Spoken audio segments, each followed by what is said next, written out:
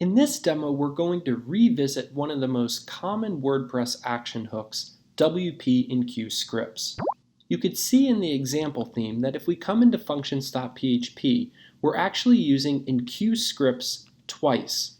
We're using it for our CSS and then again for our JavaScript.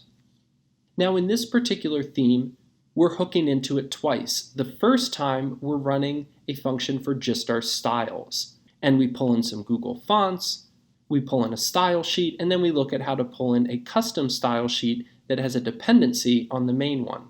You'll notice though that when we called add action, we never passed in a priority over here. So by default, it's going to have 10. And the reason we left that off at first is because 10 is probably fine. We're not too concerned with anything else being loaded in a certain order, and we have our dependencies set up internally, so we're okay there. However, there are times in WordPress where the loading of your CSS based on priority is important. There may be an instance, for example, when a plugin has styles that are loading at a later priority, so they're coming after yours, and you're having to do a lot of exclamation point import overrides and things like that, which are not the best practice. Instead, you could separate out that CSS and hook it in at a later priority to override the other plugin or something like that. The same is also true when loading your JavaScript. And I mentioned previously that technically we could take all of this code and load it inside of one function.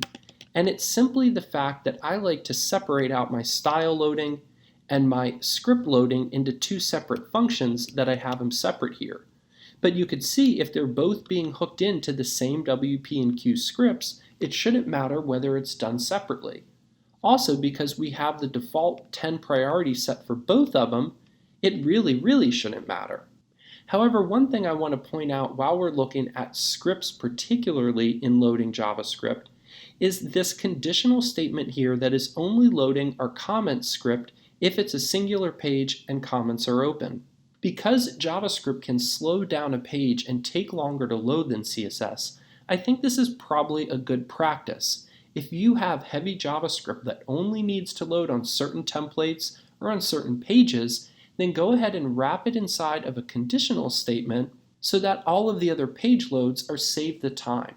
So hopefully this was a bit of a review for you about WP and Q scripts, but looking at it differently in the add action and action hooks mindset, we could see a little bit more going on. So at this point, I don't think you necessarily need to go out and practice using WP and Q scripts anymore because you've probably gotten pretty comfortable with it. However, I would keep in mind that priority can matter when working with different plugin overrides and to make sure that you're only loading the JavaScript that you need on each page.